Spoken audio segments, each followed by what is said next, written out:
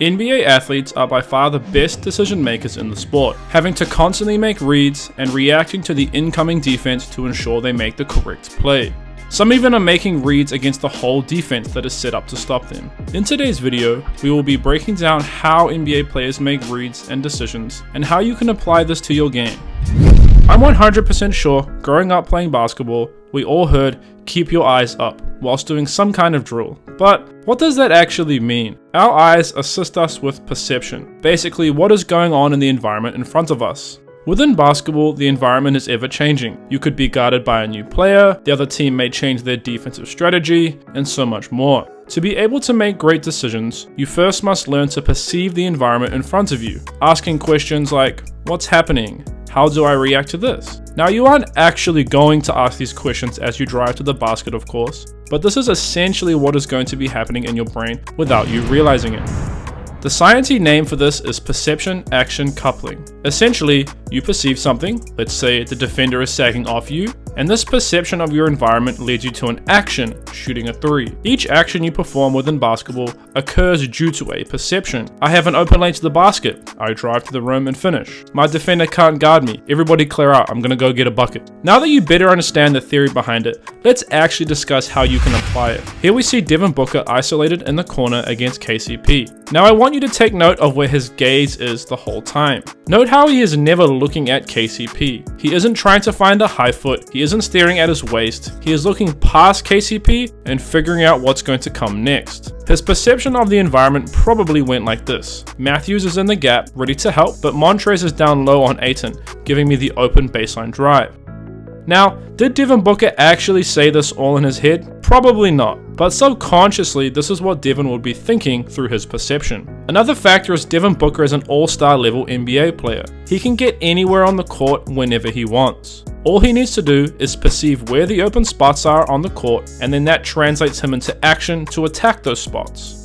After the drive, Devin must now sort through what are signals, aka what is important, and what the noise is, aka what isn't important. Montrezl is a clear example of a signal, as he is the lowest player and has to help. Devin perceives this and performs a quick first step layup, finishing before Montrezl has a chance to contest.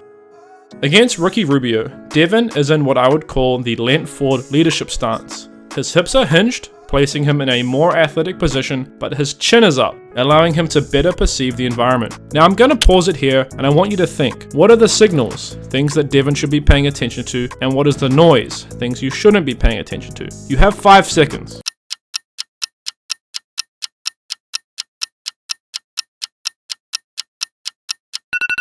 If you set Okogie in the gap and Karl at the rim for the signal and everybody else as noise, you are 100% correct. Devin perceives these two players as Okogie is in the gap preventing a middle drive. So Devin drives baseline, and on the drive he is perceiving Towns, which translates into this finish, trying to finish away from Cat. Unfortunately he missed, it happens basketball. If you understand the signals, it becomes easy to make the correct play just by looking at the defense. For example, on the drive, Jason reads that Paul George remains in the gap to prevent him from driving. This perception drives his action to kick it out to Tice.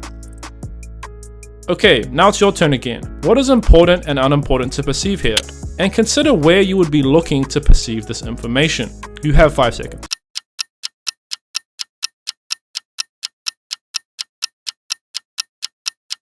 As we see here, the Cavs bigs have formed a wall after trying to grab the rebound, and they are all focused on Jason's drive. Smart begins to fill the corner, so all Jason has to do is wait till he gets there, knowing that he will be wide open, as his potential defenders are all engaged with him. Perception, driving, action. As you can see, there is a lot going on. The players are constantly perceiving and performing actions based on their environment. I really hope this clip helps to highlight just how important it is to develop your ability of understanding where to look and why it's important to look here. Pick and roll is obviously the most common play in basketball, and drop coverage is the most common defense. Now drop coverage makes the perception easy, as all Jason needs to do is perceive the dropping defender to make his decision. In this play, Rudy switches high. Note the clock and score. The Jazz don't want to let Jason hit a 3 and be 1 point closer to winning, so they would rather him finish at the rim and get 2 points instead of 3, therefore the high switch. Regardless, Jason is able to perceive the gap and utilize the skill he has developed to navigate through. Despite this strategy, they give up 3 points anyway as Jason Tatum draws the foul. Again, for this clip, over to you. Think about the signals and what aren't signals in this clip.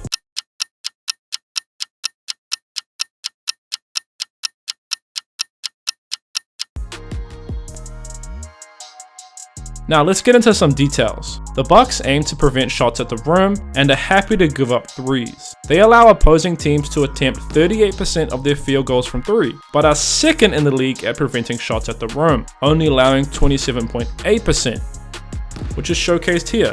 All Bucks players are in the gap, ready to collapse to prevent an easy finish. So, our signals are Middleton, as he is 1 pass away in the gap, and knowing the scout on Milwaukee, it helps us understand that both Pat and Lopez will collapse to prevent a layup rather than just Pat. So they are also our signals. So our only noise is Giannis and Dante. Before we move on, the reason I say a player like Dante is noise, as Bradley Beal has 0 issues getting around him. He is an NBA All-Star and he is one of the best players ever at creating an advantage by himself. Despite this, even if you are a terrible one-on-one player, your original on-ball defender is usually noise. You can remove them simply with screens, handoffs, and developing your isolation skills isn't terribly difficult, as long as you know the spots to attack. Kyrie Irving in an interview stated he doesn't even look at the defender in front of him. He's always looking past, gaining an understanding of the defense and how they would react to his drive, screen, cut, etc. Anyway, back to our clip. Beal perceives the 1 pass away help and picks the ball up, cuffing it tight to his body before taking 2 steps to the rim. His next perception is Lopez, who is stepping up to help, in which he reacts with an insane finish at the rim. Before we finish up, I'm going to play through a few clips and put some text over them to hopefully assist you with further understanding.